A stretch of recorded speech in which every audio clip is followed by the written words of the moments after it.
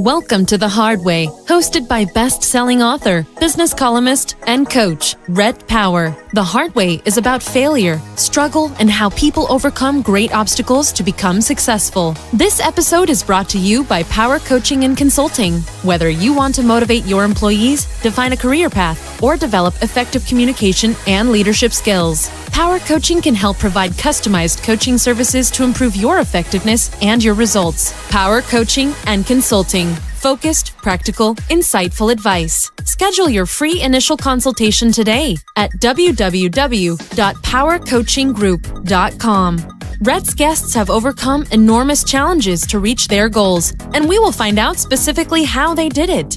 Now it's time to dig deep and get answers on how to turn failure and hard times into success. Now, your host, Rhett Power. Hello and welcome to The Hard Way. I'm Rhett Power. The Hard Way is about failure, struggle, and how people overcome great obstacles to become successful. Now we're going to dig deep and get answers on how to turn failure and hard times into success. And we're going to get specific actions and answers to those questions. This week, I have a good friend of mine that I met a few years ago in Lesotho in South Africa.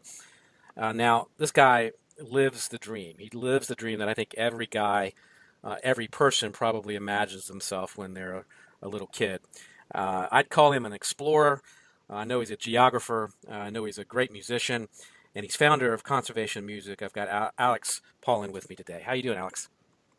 Hey, how you doing, Rhett? It's great. Great to have you on the show. You know, I think about when I talk to you about some of the things that you've done and some of the trips that you've been on and the experiences that you've had, and particularly on the African continent. And you've now founded an organization called Conservation Music, and I really I think I'm intrigued by what you're doing, and so want to get into your story and you've started this organization that I know it's been tough to sort of get off the ground. So I want to talk about what when you founded Conservation Music. Why did you do it? What was the sort of the vision behind it? And did you expect it to be so hard? Yeah. That's a loaded question, I know, but. Sure. No, Conservation Music in its essence. First off, Conservation Music is an organization working to cultivate the use of music as a tool for environmental conservation and sustainable development around the world. The way this was founded, or the reason this was founded, is that it essentially encapsulates all of who I am into one movement. I'm a musician and have been since I was about 6 years old, and I went on to acquire a degree in geography at the university, and eventually I found myself on the African continent for completely different reasons. I had been invited there as a rock climber for a small historical expedition in Lesotho, but one thing led to another, and I started to realize that these two divergent passions of environmental conservation and music did not need to be mutually exclusive. I owe sort of a lot of that, that eureka moment to the time in the bush that I spent with a group called the Okavango Wilderness Project, which is an expedition affiliated with National Geographic. We spent about 4 months on canoes, a lot of time in the bush, and that led me to sort of lock in the series of thoughts I had been having throughout my life of, okay, well, I believe equally in the power and the necessity for these two things. We need to do a better job of stewarding our planet, and we need to do a better job. Well, okay, we don't need to do a better job, but we need to keep creating beautiful music to inspire people. And I've always believed that, music can be something that it will always inspire, but on top of that, it can also be something that educates. And it took a long time. It took a lot of conversations, and it took a lot of suffering. It took a lot of time in the bush and the school of hard knocks to realize that no, I can actually unify all of these different things that make me who I am into a contribution that I can make to the rest of the world. And why not start today, and at the time I was staying in a village in Botswana, and I just kind of hit the ground running, and we started making these songs about the earth and its importance, and the need for every individual to have a positive impact on the natural surroundings that surround them. And one thing led to another, and eventually I realized, no, I can't do this alone. I mean, this is so much bigger than me. So I started rallying a team. We formalized, we registered the 501c3 as a nonprofit organization, and started building a platform. And yeah, it's really gone from there. I mean, to boil it down, it's just I took all of the passions that make me who I am and that motivate me to do something, and wove them into a single chord. And from there, I've just been very fortunate. There are a lot of people in this world who can resonate with what we're trying to do. And did I know that it was going to be this difficult? Was that the last question? Right. I mean, I know that just like I did when I started my first business, you have to be willing to sacrifice so much. And I know you've sacrificed, and we've talked about it over the last couple of years. I know some of the things that you've had to do, but I want to talk to the audience a little bit about some of the specific things that you've had to struggle with. And when you don't know where your next meal is going to come from, or where you're going to lay your head that night, it's tough. And so I want you to talk about a little bit about that and what you've had to do, and then we'll get into how do you wake up every day so positive when you don't know how you're going to feed your team the next day. Yeah, sure. Because you're actually on expeditions. I mean, it's not like people go home from the office at the end of the day. I mean, you guys are traveling around in a car on an expedition around Africa. Yeah. Yeah. I mean, to answer the first question, did I know it was going to be as difficult as it is? I had an idea, but I don't know if I knew the depth and the breadth of the challenges we would face along the way. That being said, I knew I was pioneering something here, and it's not like there's a manual for this kind of a thing. I knew it was going to require a lot of hard learning. But as far as some of the challenges that we face, I mean, like you said, our field team, well, it started with just me. I mean, it was literally myself with a backpack full of recording gear, a guitar, and a camera, riding around Southern Africa for 20 consecutive months before going home. And everywhere I would stop off, I would find musicians around who I could converse with about sort of the power we hold as musicians, the influence that we can have over people's hearts and minds as communicators, and we would go from there. But yeah, I mean, all the way from the early days of self-funding a passion project on a motorbike, up to maintaining a nonprofit with a team, both a field team in Africa with me and a support team back home in the States primarily, and a few other places around the world now. I mean, the challenges we face generally, they come down to funding. They come down to, okay, do we have a place to sleep when we get to our destination? Do we have enough money to be able to continue to, eat for the next month? I mean, this last year, 2017. I mean, even if I left out the entire sort of founding year and a half of me on that motorbike, today we would call it the sort of proof of concept, the research and development days of me stumbling around and figuring out how do we really make this work. Even just to look into 2017, which was sort of our first formal full-on year in the field, with a team traveling with me and teams along the way that we would form locally.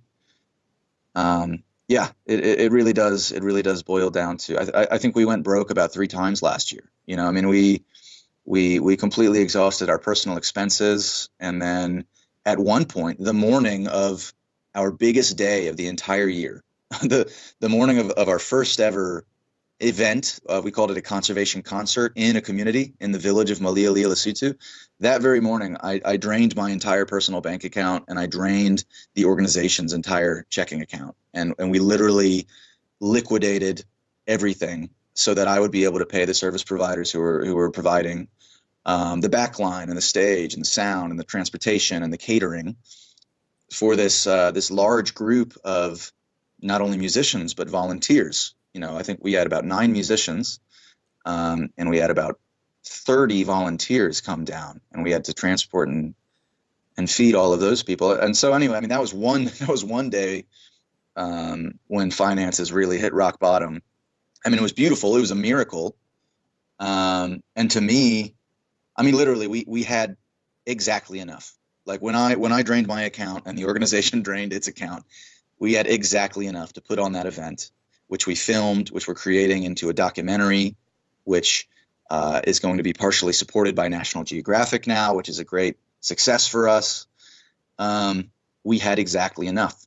But even a few months before that, I remember the first time that I went broke in 2017, and I was already a little jealous at the time because one of our crew members, Chris, had gone broke before me, and I don't know if I should be saying this, but I saw it as an accomplishment. I said, all right, well, if there was any doubt from the past 2 years that I've been pursuing this, that I am fully dedicated, I've finally done it. Like I think I had $3, like full disclosure, but that's pretty much broke. It was a defining moment for me, and I was excited, and I was high-fiving the guys, and I said, look, like, we're doing this, we're in, like, we've shown our faith. And it wasn't long after that until Brian went broke. And so then the three of us just had this cycle, but we made it a positive thing. Like, yep, we're in, we do believe, and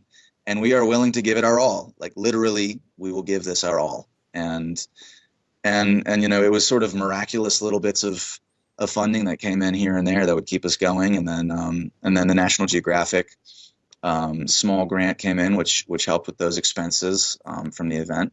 We were able to recuperate those and little things here and there. We got another grant from Humanity United, and then we ended up getting a contract, our first contract job, which is something that I've been pursuing for a very long time.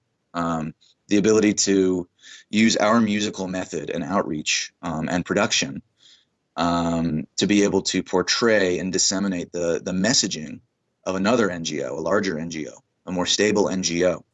And so these guys were doing a campaign about responsible herding and grazing and invited us to be part of their campaign. And so, it reminds me a lot of those scenes in Star Wars when you swear that the spaceship is going to run into that cliff or that other spaceship or whatever it is. And then at the last second they pull away. And the good guys make it through, and then maybe the bad guys collide into the cliff or whatever. That's not as important. But we've had a few of those moments, and I don't know. I actually like talking about it. I like talking about reaching that point of the last $3, and then framing that in a positive way, carrying it forward, and seeing life and the people around us manifest a continued story. I mean, it didn't end there. So right. And now we've got this beautiful vision for this year. So yeah, those are the challenges. Wait, do you think you think that this moment sort of defines you, and do you think it will define you? I mean, do you think it? I mean, it sounds like you are now starting to think about that at that moment, and you thought about it at the time, and you made it a positive. But do you think it'll help sort of define who you are, and do you think it was necessary to go through that? Yeah, I think it was a long time coming. I think I was kind of waiting for that moment when I could, it's not like, and I remember, I'm reliving it now. I mean, I remember where I was when I found out I was broke, and I remember the moment at the ATMs. I mean, the other side of the morning of that event story is that these ATMs didn't even have enough money. So I was switching cards and going from ATM to ATM to get the sum we needed. I'll never forget those moments. But I mean, if we're talking about the first one, when I just officially went broke for the first time, I think I had been looking forward to it. It was just another manifestation of, it didn't change the story. It didn't change the fact that I have always been ready and willing to do that, and I have always been 110% dedicated to seeing this vision through of a musical movement around the world and musical means of education for students around the world, to bring a better balance with our ecosystems and each other. That dedication's always been there, but I hadn't officially gone broke until that one night in 2017. It might have been May or June, and so yeah, I think it was a defining moment, and I knew it was. Like when it happened, I celebrated that moment. I was happy about that. So It's a proud moment, I'm sure. I reacted a little differently the first time I went broke, so uh, uh, that's incredible. So where do you get, why are you so driven? And I mean, I'm always intrigued to talk to people who are building something or who've built something and are successful, and I want to know where do they think that drive that they have comes from? So where do you think it comes from? the source of my drive. Yeah, or does it just something you have? You don't know where it comes from. You just have it, and uh, but I mean, sometimes people say, my parents they inspired me and they told me I could do anything. I mean, people have, some people have thought about it, some people haven't. But I mean, have you put a finger on Yeah, maybe where it comes from with you? yeah. I mean, probably a little bit of both. I mean, there's something undefinable, and then there's something. I would like to think that all of us are born with that something undefinable, and then you know um, whether or not we discover that or acknowledge it or nourish or nurture that drive, that fire in our belly. I'd like to believe that the whole human species has fire in their belly to do something good, to make their life a legacy, that the rest of the world can improve by, to leave a mark. I would like to think that. I think a lot of people are afraid, to acknowledge it, but I still, as an optimist, would like to believe that it's there for everyone. Right. And then it's a matter of, yeah. I mean, how do we nurture that, and how do other people in our lives encourage us to pursue that or discourage us? And I mean, like you said, it all, my self-discovery of the realization that I had a fire in my belly and I had to do something, and I had to make an impact on the world. Like if I was gonna die happy, it would be not what I had in my pockets, but what I had, planted and grown towards a better world. I mean, I figured that out pretty young. I've Okay. always wanted to do something outside the box, and I've always wanted to have a positive impact. But as far as really feeling confident in my ability to just go for it, um, and take these hits and suffer for it and whatever it is. Yeah, I mean, there have been individuals throughout my life, who have helped me, to not give up and to nurture that. And it all obviously it does start with my parents. I'm really really blessed because my mother, is this very inspiring and positive, optimistic, force in not only in our family but in all of the people around us. I mean, she's very special, and she's always encouraged me to you know keep an eye out for the signs, pay attention to what's going on around me, and realize that you know there are a lot of things in life that some might not acknowledge as meaningful, that if we choose to acknowledge it as meaningful, might be leading us towards an opportunity, or furthermore a higher purpose. And she's told me stories from her life that were examples of, how you really just never know. And if you stay open and you keep a positive attitude, and you keep looking, and you keep your ears up and your eyes open, um, opportunities or callings may arise. And then my father is an entrepreneur, and he started his own business when I was pretty young, and I got to witness that, and I got to see him. He had been working, at another company, and I got to see him make that transition and say, no, I'm gonna set forth and I'm gonna start my own, and I'm gonna see how that goes. And it's supported our family for years and years. And that's something I've never done. I have never supported a family, and I don't know what that's like. So I look up to him and his ability to do that, as a great inspiration. And then together, they've always been very, very open-minded, and encouraging, to me to find what it is that I needed to do or wanted to do.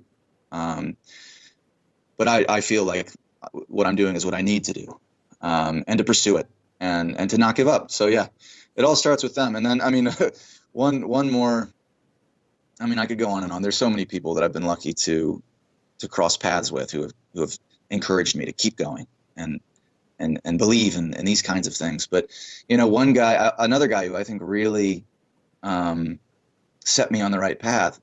I guess I was probably like somewhere between 12 and 14 years old. And I had been playing guitar for a couple of years at that point. I'd switched from piano, which I started at 6. And this guitar teacher, he's probably my 5th or 6th guitar teacher, and he's the one I ended up sticking with all the way through, until I left Richmond, my hometown. He's the guy who said, look, man, this whole guitar thing's really cool, and I know you enjoy it and you like the idea of it. But if you're going to keep showing up to lessons without practicing, you might as well just quit.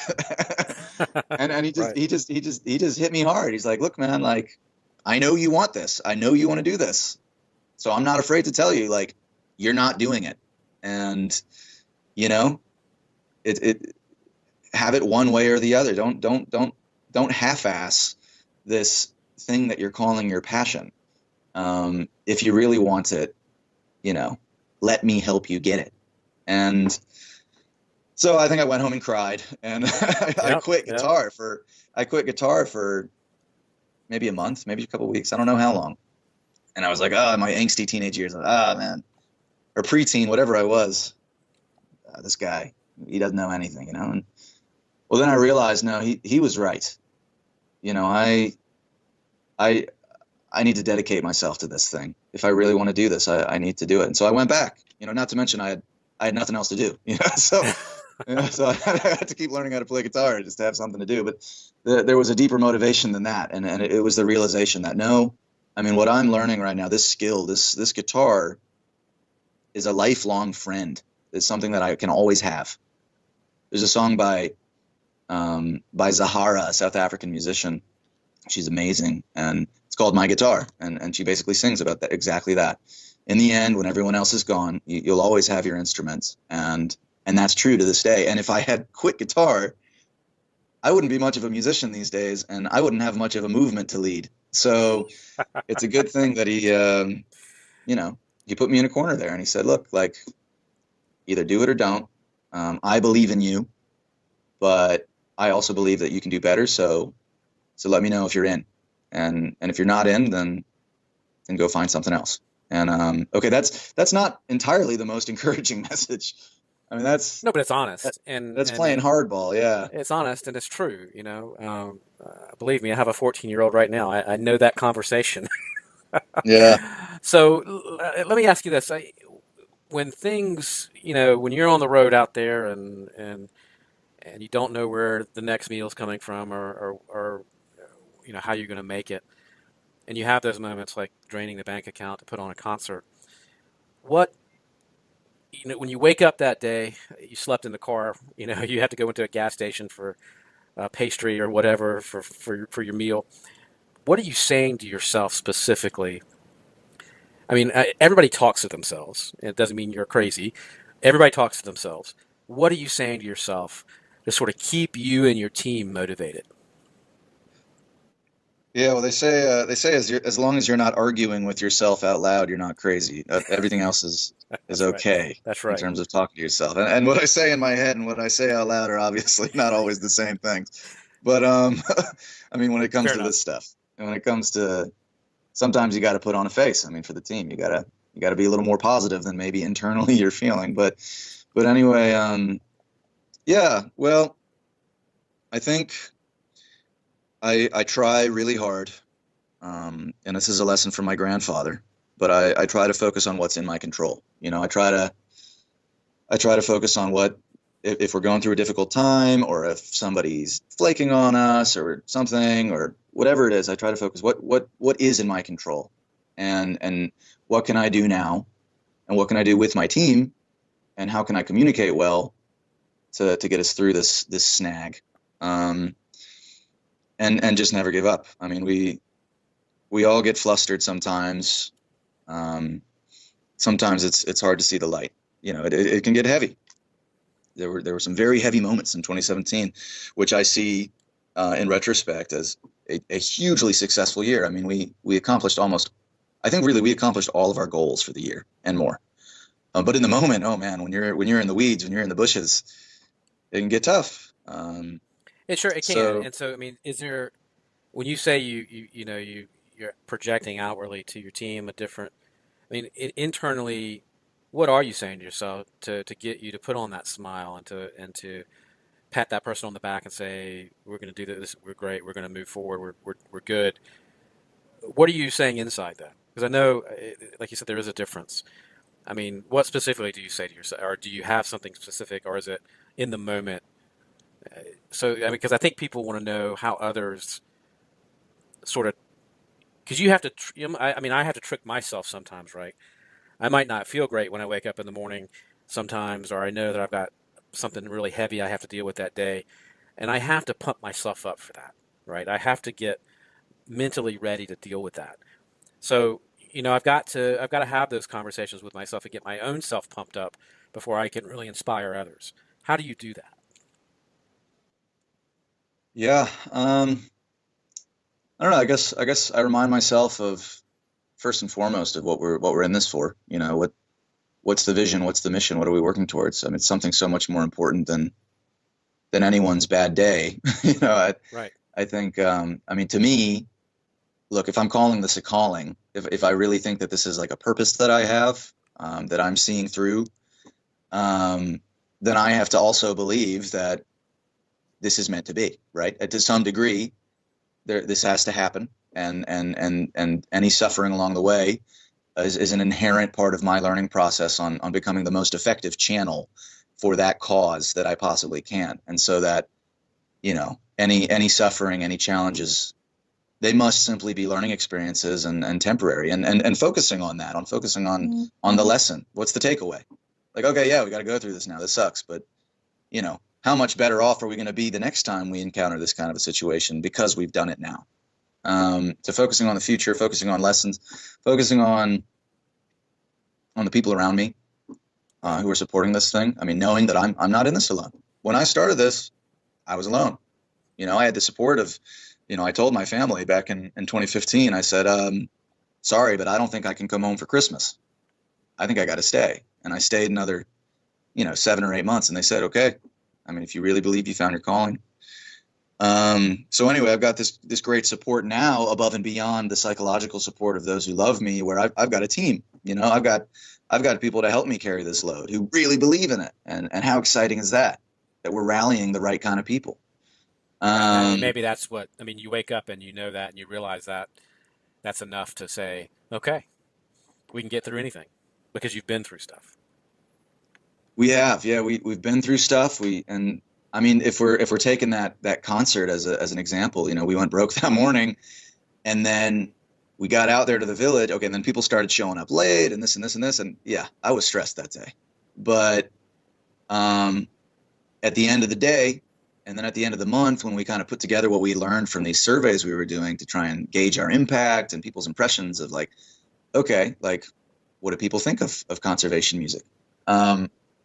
The result, the day of, and in the results, is fantastic. I mean, we had this great turnout. We had this very positive energy event. The kids were smiling and dancing. People were learning. We now know that 70% of the people who showed up learned something that they didn't know about their role in the environment, and that 95% of those people intend to act on that knowledge. So it was a great result. We had a lot of happy, smiling, learning people on both sides, on the stage and off the stage. And it turned out to be something we could all be proud of. We literally had to go through the gambit and burn the last of our funds and and deal with people showing up late and just try to stay positive all the way through. And we yielded a great result. And we've got a teaser coming out for that film within the next couple of days, and the film will be coming out later this year about the impact of music as an environmental change maker in rural Africa. So it was a success. And in those moments when I was tearing my hair out of my head, I just had to keep focusing on, we've got a lot of good people on this thing, and it's something we've worked towards, and it's part of something so much bigger that's so important, and we're going to make it happen. And I think there's And a we did. certain, and I think there's a certain maturity. I think about my entrepreneurial journey, and I think I'm way different than I was when I first started. And as you go through those trials and those tough times, there at a certain point there's a maturity, right? That you sort of gain or you get. And the things I just know that the things that bothered me when I first started don't really bother me now because I know that I've been through them before or been through something similar, and that there's always you can always get through things. You can always figure out a solution. And uh, I think that's something that you learn sort of as you get more mature and you go through some of these experiences. Are there specific daily actions that you do to sort of help you stay on track with your goals?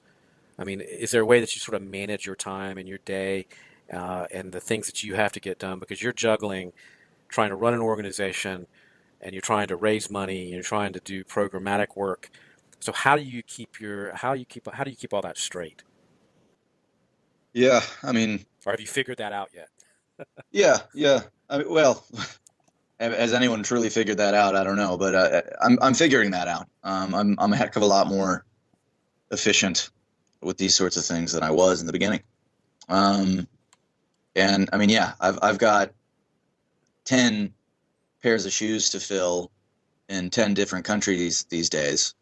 And that requires some organization as well as communication. But I've got a to-do list that I try to keep up with. I've become very close friends with my calendar, um, lining things up, taking notes during meetings, during conversations, taking note of ideas that I have, and then sharing that with other people who are relevant within our little crew. And I think maybe like the most exciting thing for me in terms of specific daily actions for productivity and staying on track with the goals.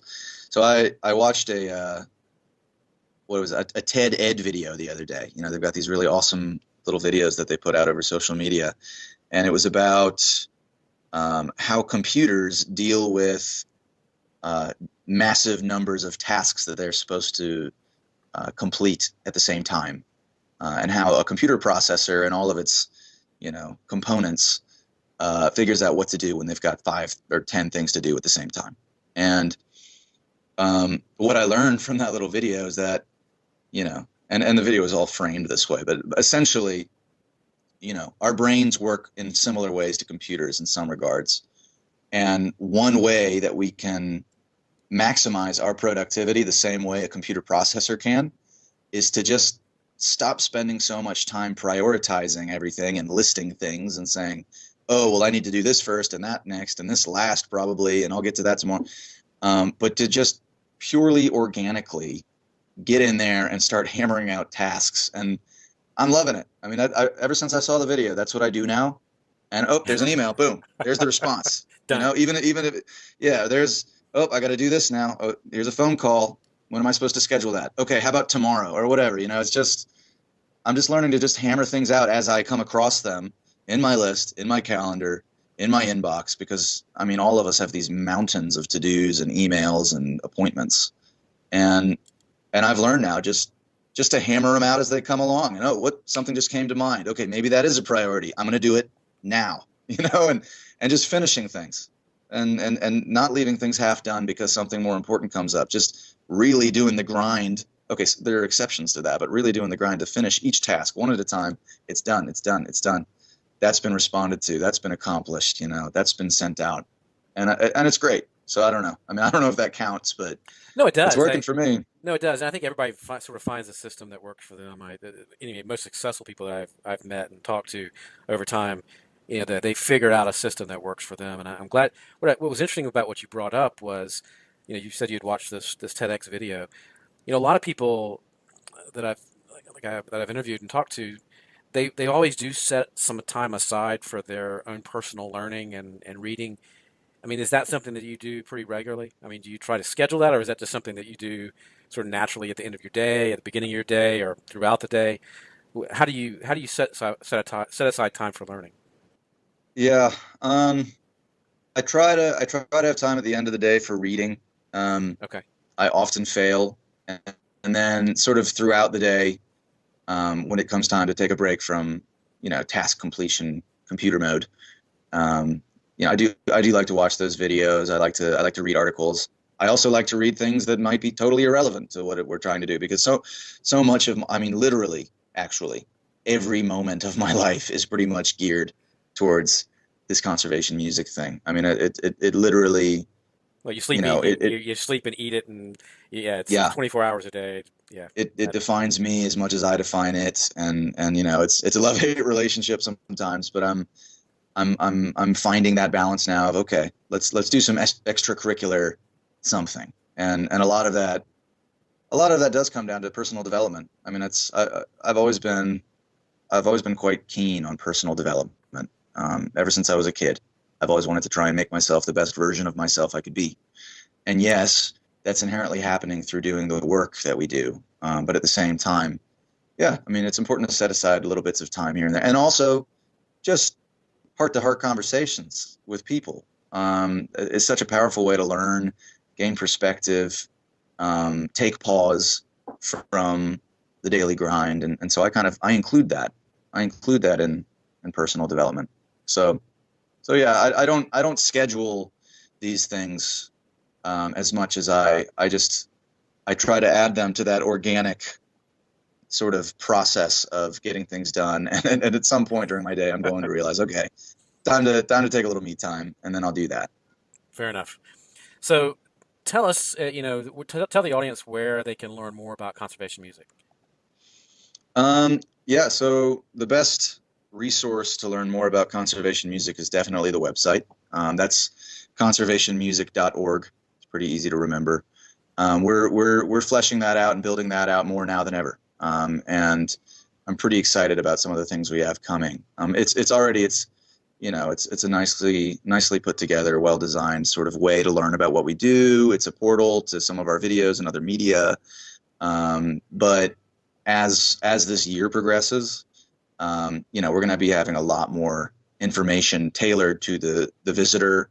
We're going to have a lot more information about our collaborators. We want to have full length sort of EPK style pages for our musicians, electronic press kit, where people from around the world who stumble upon artists who we collaborate with can collaborate with them too and get in touch directly through us. And so it's one of the resources I want to be able to provide for our artists. But sorry, I digress. The website is cool. I'm always excited about it because it's always growing and becoming more useful, to people on the outside, to people on our team, and to musicians that we're partnering with around the world. So I want that to be a beautiful tool and resource for everyone who find it.